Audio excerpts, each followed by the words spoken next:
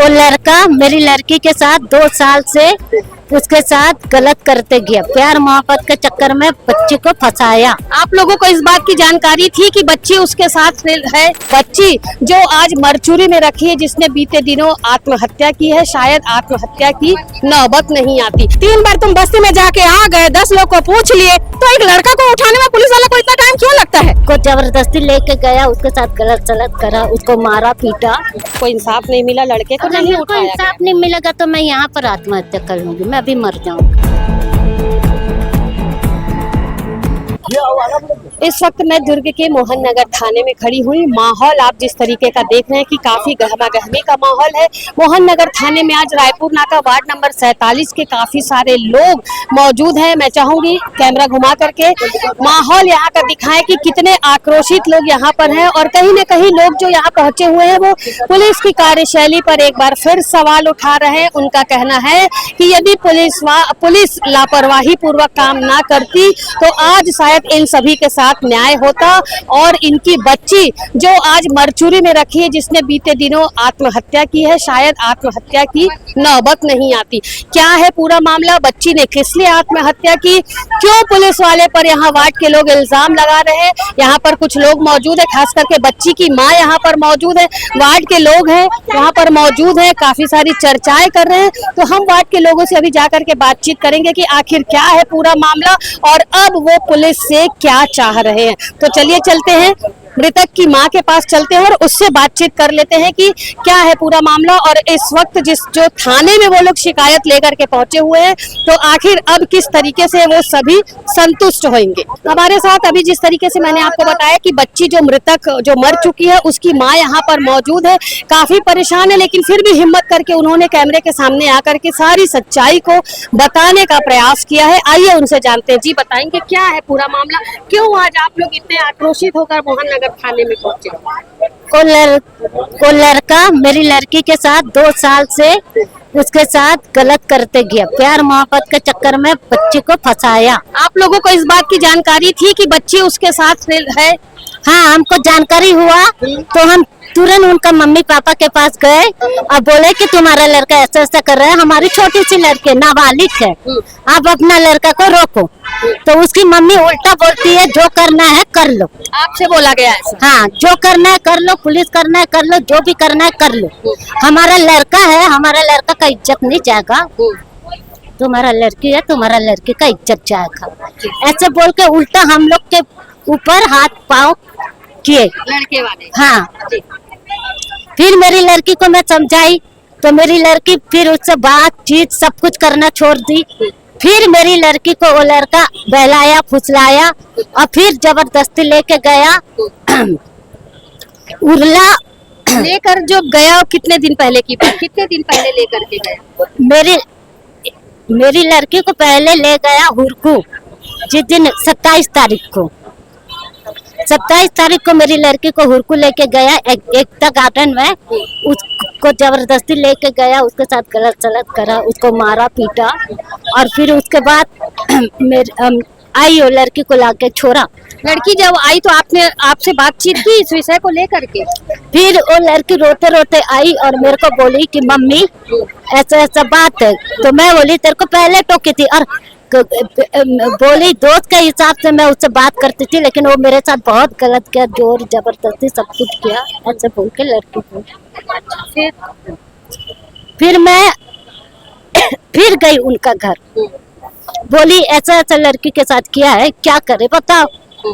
उन लोग बोले फिर से रिपोर्ट लिखाना, लिखा तो जो करना है कर लो, क्या कर लेंगे पुलिस वाले, क्या कर लेगा कोई, हमारा तो बहुत दूर दूर तक के पहचान है, ऐसे बोले। फिर हम लोग गए ओ थाना पद्मनापुर गए, फिर वहाँ से रिपोर्ट हो करके फिर यहाँ आए, फिर रिपोर्ट लिखाए।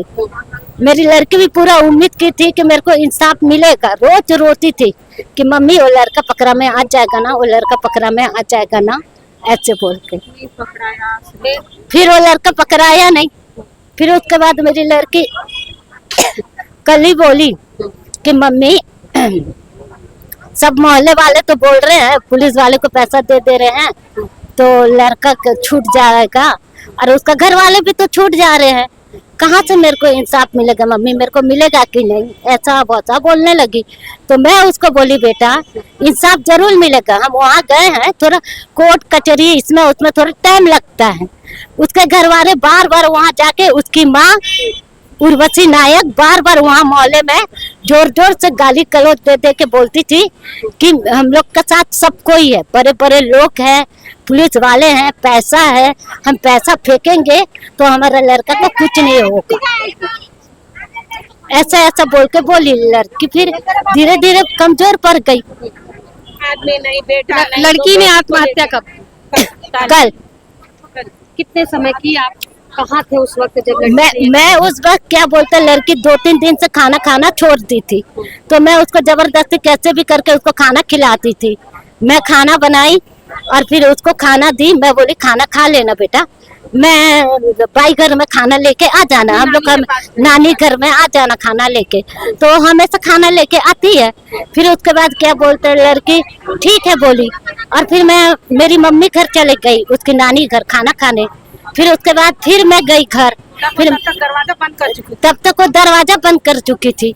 फिर उसके बाद मैं खटखटाई, खोल रही क्यों नहीं है बोल के, वो करके देखी, सब कुछ करके देखी, खोल खोल खोल बोल के दरवाजा खटखटाया। उतना में क्या बोलते हैं मेरा भाई भी आया, फिर हम लोग फिर उतना में पूरे मोहल्ले वाले आए, फिर दरवाजा को धक्का मारे तो फिर देखे तो लड़की फांसी में लटकी थी। पूरे मोहल्ले वाले देखे।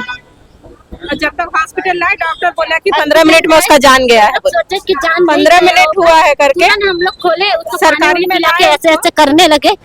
अभी तो बात की थी, अभी कैसे मर जाएगी सोच के सब कुछ करके देखे, लेकिन लड़के को हॉस्पिटल लाए तो डॉक्टर बोला कि नहीं है। लेकिन बस वही है, बदले में ये चाहते हैं 8 दिन से जब हुआ है उसके ऊपर कार्रवाई।